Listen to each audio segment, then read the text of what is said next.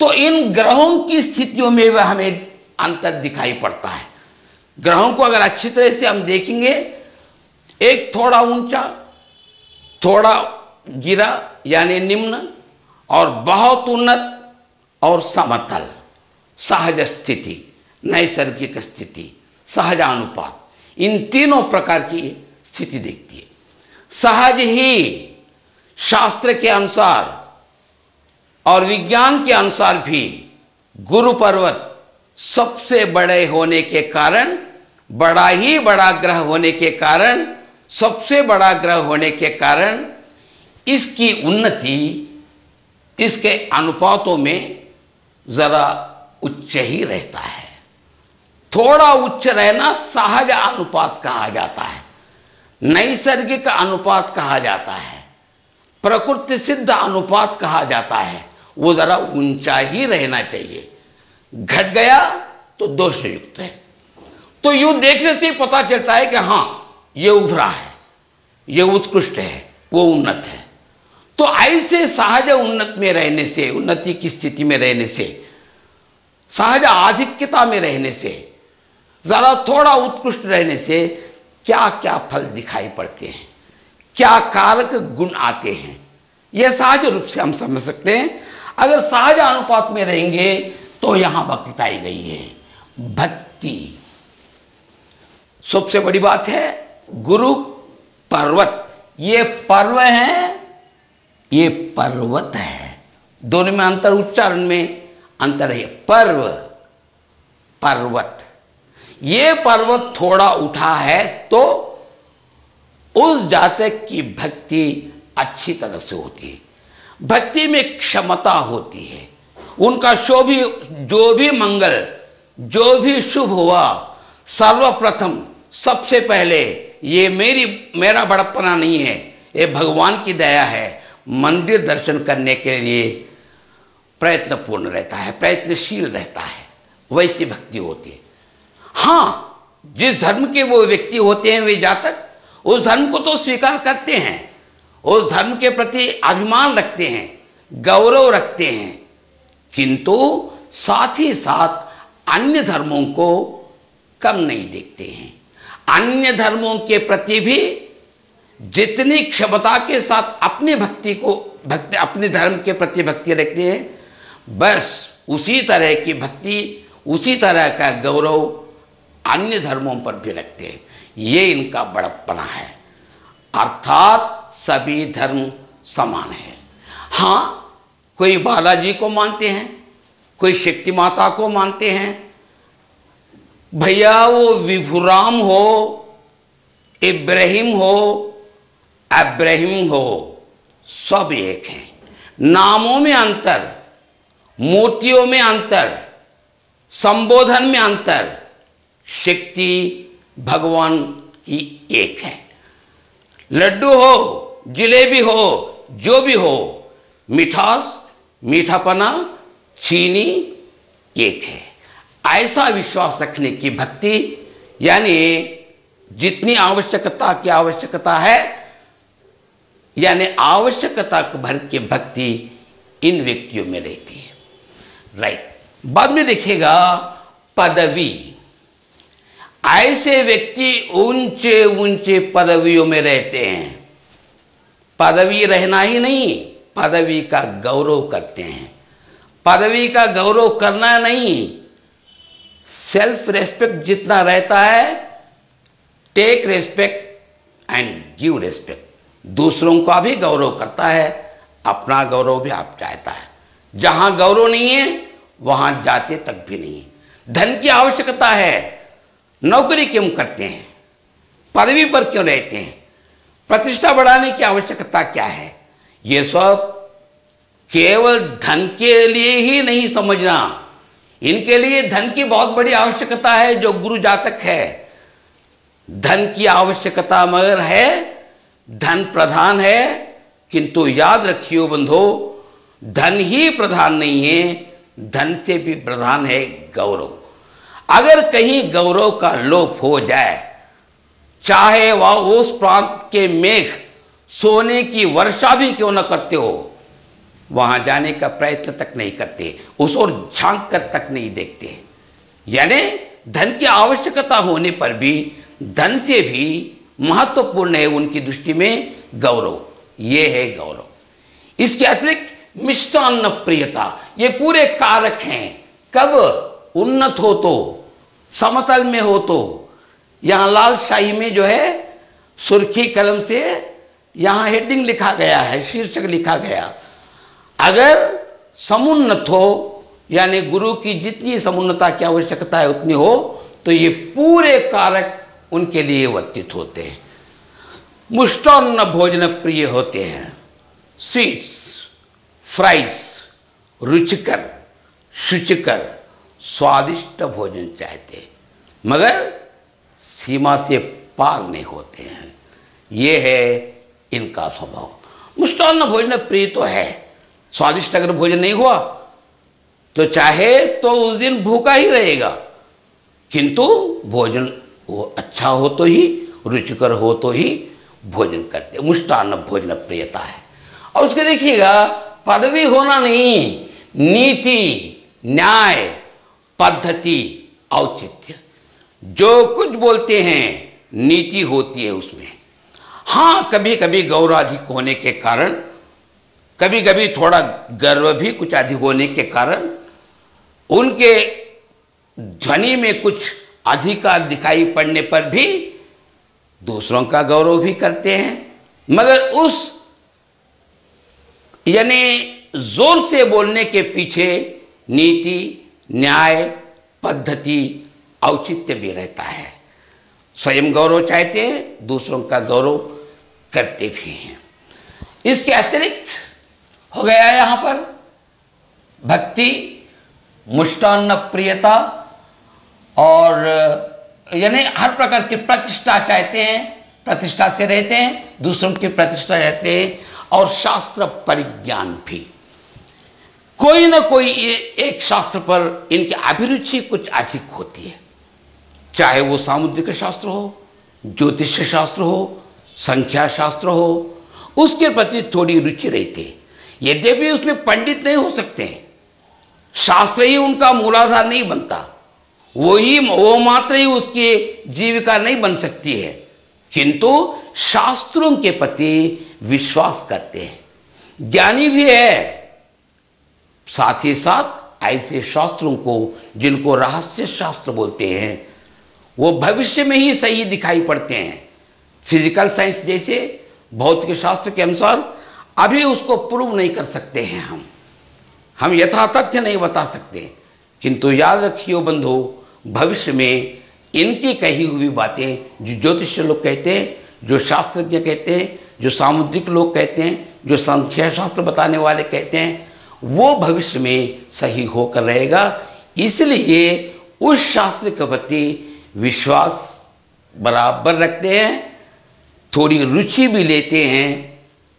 कुछ लोग हाँ शास्त्र भी सीखते हैं और भी अच्छी तरह से अध्ययन करेंगे, शास्त्र बोलने का भी प्रयत्न करते हैं।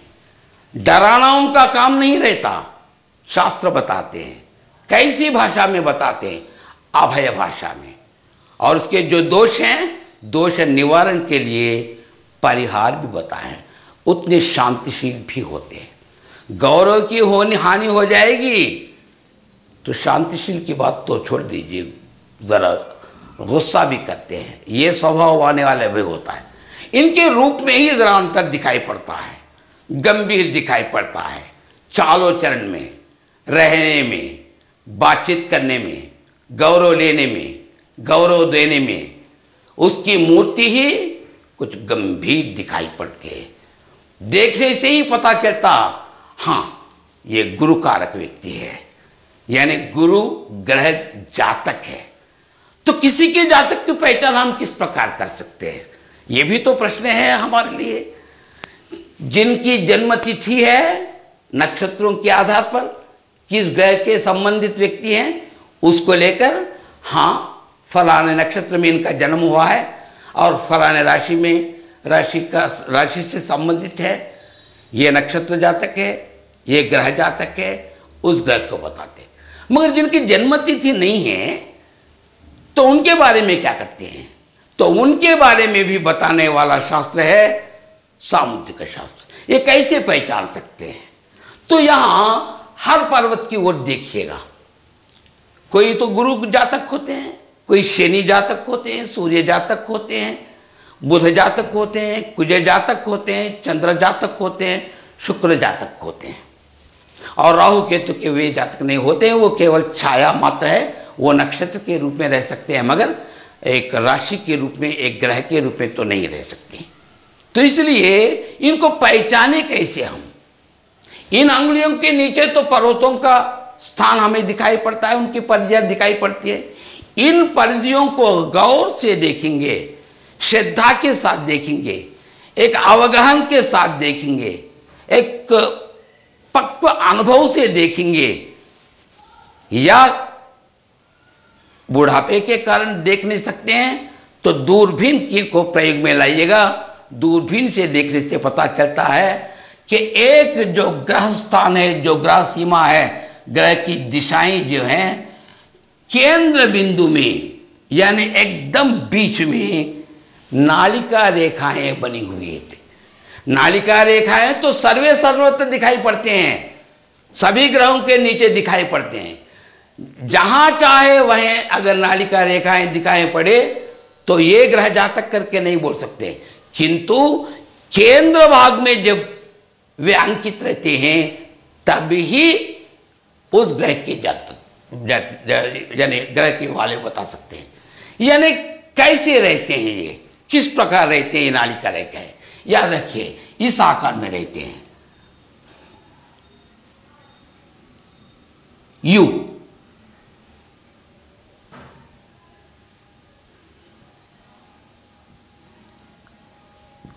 अगर ऐसा यहां एक खाली स्थान दिखाई पड़े, त्रिभुज जैसा दिखाई पड़े, एक रिक्त स्थान दिखाई पड़े, वो भी ग्रह सीमा के मध्य भाग में दिखाई पड़े, कुछ प्रश्नों को पूछकर हम बता सकते हैं कि हाँ ये व्यक्ति, ये जातक गुरु जातक है, ये व्यक्ति शनि जातक है।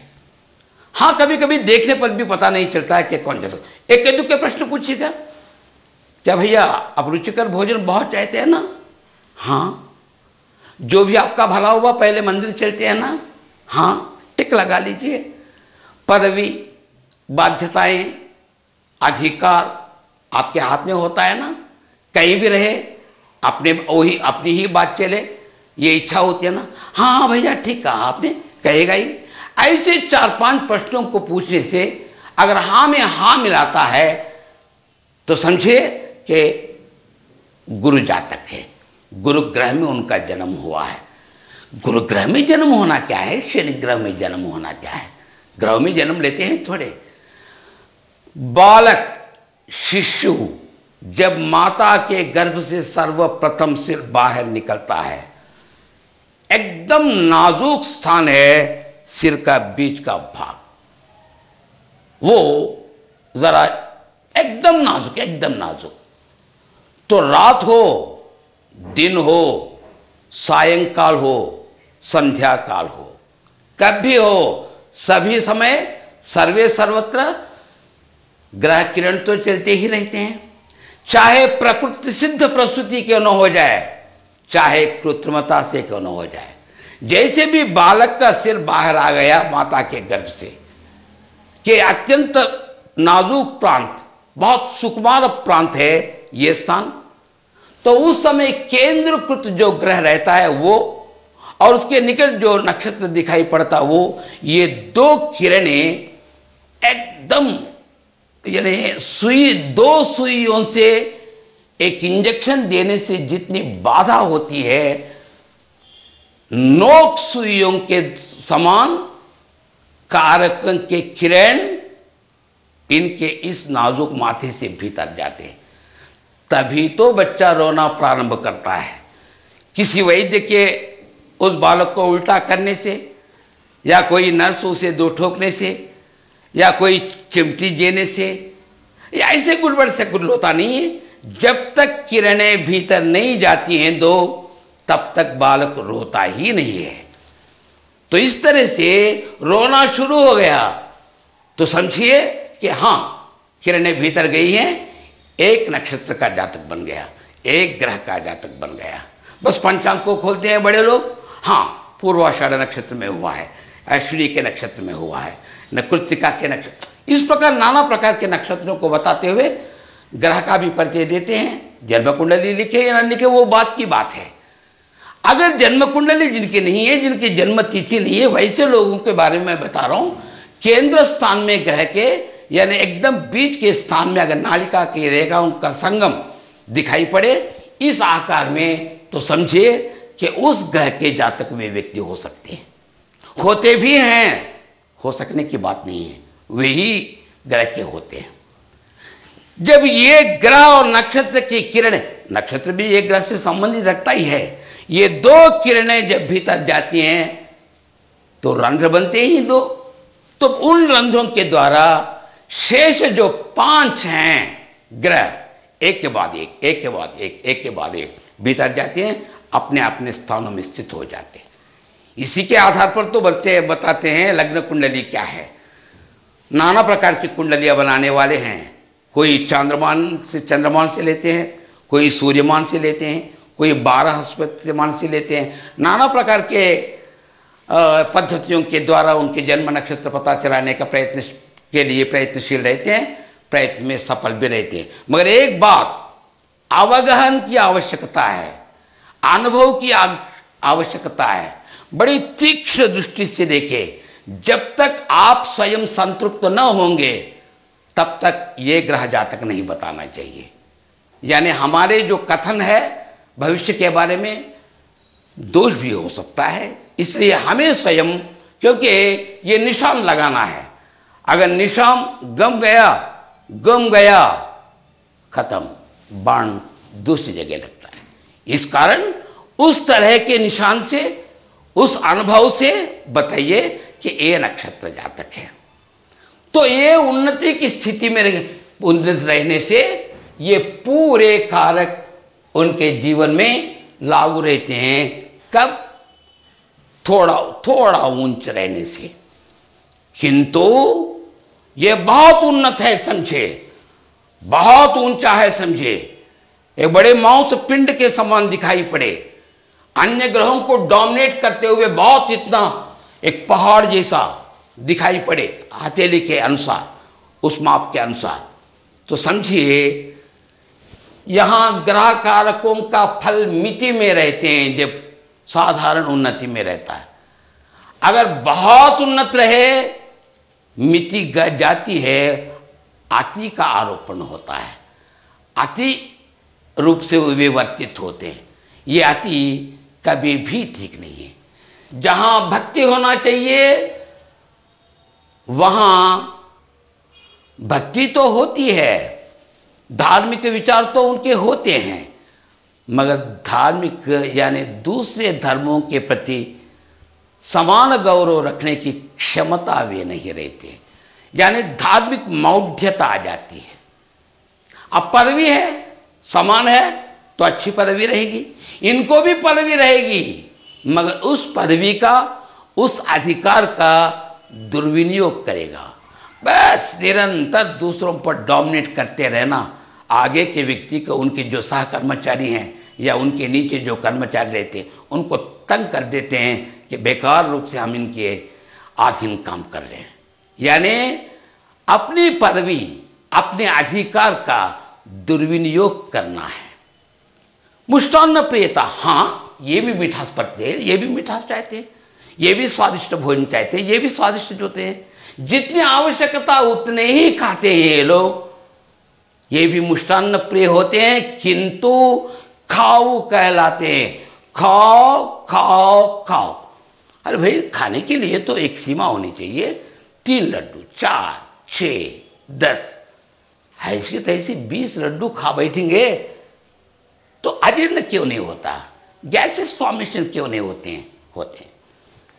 ये बहुत शक्तिशाली दिखाई पड़ते हैं अगर समान रूप से रहे, इनको भी शक्ति रहती है, किंतु मोटापे के कारण, सुस्त जरा होने के कारण, सीढ़ियां चढ़ते समय, वेग से उतरते समय, लिफ्ट फेल होकर मंजिल चढ़ते समय डरने से, भयभीत होने से, यानी भीरू बनकर रहेंगे, या अपना अधिकार न चलने के कारण, या क्रोध ज्यादा आने के कारण दिल के धड़कन भी इनके लिए ज्यादा होते हैं। तो इसलिए मित्रों, हृदय के धड़कन जितने हो उतने ही होना चाहिए।